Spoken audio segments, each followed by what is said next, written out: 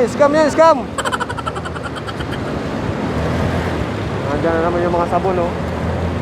Kunyari, libre. Tapos, magpapanggap na mag-anak daw. Gagawan ka ng kwento.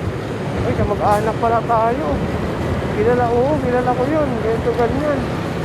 Tapos, bandang uli. Yung sabon nila, may bayad na. Napakamahal. Parang gagawin ng sales stock yung pagsisinungaling nila ng mga sabon, guys, oh.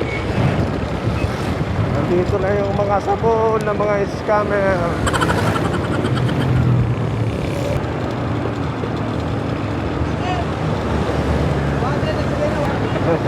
Ayaw nila ako bigyan. Ayaw nila ako pansinin. Alam na nila yung mga Grab. Kilala na tayo yan.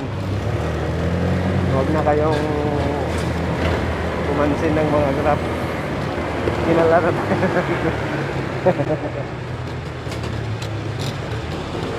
Ano kasi parang hinahagis pa nila. Hinahagis-hagis sila kunyari para mapapait ko yung mga kayo doon.